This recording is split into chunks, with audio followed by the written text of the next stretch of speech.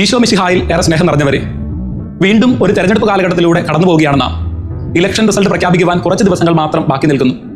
വിവിധ രാഷ്ട്രീയ പാർട്ടികൾ ഇഞ്ചോടിഞ്ച് പോരടിച്ച് മത്സരിക്കുമ്പോൾ ഒരു കാര്യം നാം എല്ലാവരും ശ്രദ്ധിച്ചു കാണും: സ്ഥാനാർത്ഥികളുടെ മോഹന വാഗ്ദാനങ്ങൾ. എല്ലാവരും കൊടുക്കുന്ന ഉറപ്പിങ്ങനെയാണ്, ഒപ്പമുണ്ട് എപ്പോഴും. പല രാഷ്ട്രീയ പാർട്ടികളും ഈ പറച്ചിലുകൾ ഫ്ലെക്സ് അടിച്ച് പ്രദർശിപ്പിക്കുന്നു, പരസ്യങ്ങളായി കാണിക്കുന്നു. ഈ പറച്ചിലിന് അത്ര ഗ്യാരണ്ടിയൊന്നുമില്ല. ഇനി ഉണ്ടെങ്കിൽ തന്നെ അത് വോട്ടിംഗ് ദിനം വരെ കാണാൻ സാധ്യതയുള്ളൂ. അത് കഴിഞ്ഞാൽ അവരും നമ്മളുമൊക്കെ അതങ്ങ് മറക്കും. മാത്രമല്ല, അമേരിക്കയുടെ ആക്രമണത്തോടെ അമേരിക്ക-ഇറാൻ യുദ്ധം പുതിയൊരു തലത്തിലേക്ക് എത്തി നിൽക്കുന്നത് കൊണ്ട് ഇനി ആരൊക്കെ ആരോടുകൂടെ എത്ര നാൾ ഒപ്പമുണ്ടായിരിക്കുമെന്നൊന്നും ആർക്കും പറയാനും പറ്റില്ല. എന്നാൽ ഇതിൽ നിന്ന് വ്യത്യസ്തമായി വിശുദ്ധ മത്തായിയുടെ സുവിശേഷം 28-ാം അധ്യായം 16 മുതൽ 18 വരെയുള്ള തിരുവചനങ്ങളിലൂടെ നിത്യം നിലനിൽക്കുന്ന ഗ്യാരണ്ടിയുമായിട്ടാണ് ഉദ്ധിതനായി ഇന്നും ജീവിക്കുന്ന ക്രിസ്തു നമ്മുടെ മുമ്പിൽ നിൽക്കുന്നത്. ഈശോ തിരുവചനത്തിലൂടെ നമ്മോട് പറയുന്നു, ലോകാവസാനം വരെ ഞാൻ നിങ്ങളോട് കൂടെ ഉണ്ടായിരിക്കും. മനുഷ്യമക്കളിൽ നിന്ന് എന്തെങ്കിലും പ്രതീക്ഷിച്ചുകൊണ്ടല്ല, നമ്മോടുള്ള അതിരറ്റ സ്നേഹത്താൽ മാത്രമാണ് ഈശോ ഇത് പറഞ്ഞത്. വിശുദ്ധ മത്തായിയുടെ സുവിശേഷത്തിൽ ഗെത്സമൻ തോട്ടത്തിൽ വെച്ച് നടന്ന ഈശോയുടെ അറസ്റ്റിന് ശേഷം ശിഷ്യന്മാർ ഒരുമിച്ച് വരുന്നത് ഗലീലയിലാണ്. ഉദ്ധാനത്തിന് ശേഷം ഈശോ മഗ്ദലേന മറിയത്തെ കണ്ടപ്പോൾ അവളോട് പറഞ്ഞത് ശിഷ്യന്മാരോട് ഗലീലയിൽ ഒരുമിച്ച് കൂടാൻ പറയുക എന്നാണ്. തന്റെ ഉയർപ്പിന് ശേഷം ശിഷ്യന്മാരോട് ഗലീലയിൽ ഒരുമിച്ച് കൂടാൻ ഈശോ നിർദ്ദേശിച്ചപ്പോൾ വന്നത് 11 ശിഷ്യന്മാരായിരുന്നു. അവർ ഗലീലയിൽ ഒരുമിച്ച് കൂടി. എന്തുകൊണ്ട് ഗലീലി?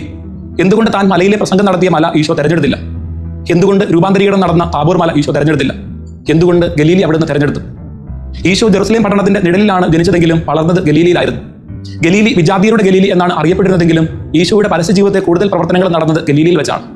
ഉദ്ധാനത്തിന് ശേഷവും തന്റെ ദൗത്യം ശിഷ്യർക്ക് കൊടുക്കുവാൻ ഈശോ തെരഞ്ഞെടുത്തതും ഗലീലി തന്നെയായിരുന്നു. ഈശോയുടെ ഹൃദയത്തോട് ചേർന്ന് നിന്ന സ്ഥലമായിരുന്നു ഗലീലി. ദൈവവചനം പറയുന്നത് ഈശോ അവരുടെ അടുത്തേക്ക് വന്നു എന്നാണ്. ഉദ്ധാനത്തിന് ശേഷം ഈശോ മനുഷ്യരുടെ അടുത്തേക്ക് വരികയാണ്. ഉദ്ധിതനായി ഇന്നും ജീവിക്കുന്ന ഈശോ നമ്മളോട് വസിക്കുകയാണ്. തന്റെ പരസ്യജീവിത കാലത്ത് ഈശോയുടെ അടുത്തേക്ക് ജനം കടന്നു വരികയായിരുന്നു.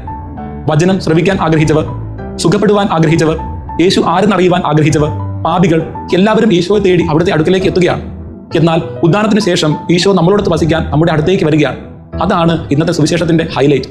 സ്വർഗത്തിലും ഭൂമിയിലുമുള്ള സകല അധികാരവും എനിക്ക് നൽകപ്പെട്ടിരിക്കുന്നു എന്ന് പ്രഖ്യാപിച്ച ഈശോ, ലോകത്തിന്റെ അതിർത്തികളോളം പോയി സകല ജനതകളെയും ശിഷ്യപ്പെടുത്തുക എന്ന് പറഞ്ഞ ഈശോ, പിതാവിന്റെയും പുത്രന്റെയും പരിശുദ്ധാത്മാവിന്റെയും നാമത്തിൽ മാമോദീസ മുക്കുകയും ചെയ്യുവിൻ എന്ന് ശിഷ്യന്മാരോട് കമാൻഡ് ചെയ്ത ഈശോ ഇന്ന് ആ ദൗത്യം നിറവേറ്റുന്നത് അവിടുത്തെ പുരോഹിതരിലൂടെയാണ്. ഈശോയുടെ പുരോഹിത ഗണത്തിലേക്ക് ചേർന്ന് പ്രവർത്തിക്കുവാൻ പലർക്കും ഈശോ ക്ഷണം നൽകുന്നുമുണ്ട്. ഈ ക്ഷണത്തിന് ഉചിതമായ മറുപടി നാം കൊടുക്കുന്നുണ്ടോ? നമ്മുടെ ഇടവകളിൽ നിന്നും ഭവനങ്ങളിൽ നിന്നും ദൈവവിളികൾ നാം പ്രോത്സാഹിപ്പിക്കാറുണ്ടോ? ദൈവവിളി സ്വീകരിച്ച് ഈശോയ്ക്ക് വേണ്ടി പ്രവർത്തിക്കുന്നവർക്കായി നാം പ്രാർത്ഥിക്കാറുണ്ടോ? പ്രിയപ്പെട്ടവരെ, വിശുദ്ധ മത്തായിയുടെ സുവിശേഷം ആരംഭിക്കുന്നത് എപ്രകാരമാണെന്ന് നാം ശ്രദ്ധിച്ചിട്ടുണ്ടോ? കന്യക ഗർഭം ധരിച്ച ഒരു പുത്രനെ പ്രസവിക്കും, ദൈവം നമ്മോട് കൂടെ എന്ന അർത്ഥമുള്ള ഇമ്മാനുവേൽ എന്ന് അവൻ വിളിക്കപ്പെടും. വിശുദ്ധ മത്തായിയുടെ സുവിശേഷം അവസാനിക്കുന്ന വചനം ഇപ്രകാരമാണ്: ലോകത്തിന്റെ അവസാനം വരെ ഞാൻ എന്നും നിങ്ങളോട് കൂടെ ഉണ്ടായിരിക്കും. എത്ര മനോഹരമായിട്ടാണ് ദൈവം രക്ഷാകര പദ്ധതി നെയ്തു വെച്ചിരിക്കുന്നത്. നമ്മുടെ ഹൃദയത്തിന്റെ ചെപ്പിൽ സൂക്ഷിക്കേണ്ട, നമ്മുടെ അധരങ്ങളിൽ എപ്പോഴും മുഴങ്ങേണ്ട, നമ്മുടെ മനസ്സിൽ എപ്പോഴും ധ്യാനിക്കേണ്ട ഒരു ക്രിസ്തു വചനമാണിത്. മകനെ, മകളെ, ലോകത്തിന്റെ അവസാനം വരെ ഞാൻ നിന്നോട് കൂടെ ഉണ്ടായിരിക്കും.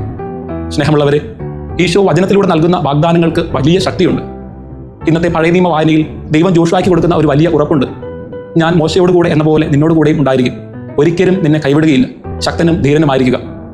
ദൈവം നൽകുന്ന ഈ ഉറപ്പ് നമ്മുടെ ഹൃദയങ്ങളിൽ എന്നും നമുക്ക് കാത്തു സൂക്ഷിക്കാം. അവന്റെ തെരഞ്ഞെടുക്കപ്പെട്ടവരുടെ ഗണത്തിലേക്ക് എന്നെയും ചേർക്കണമെന്ന് നമുക്കും പ്രാർത്ഥിക്കാം. ദൈവം എല്ലാവരെയും സമൃദ്ധമായിട്ട് അനുഗ്രഹിക്കട്ടെ. ആമേൻ.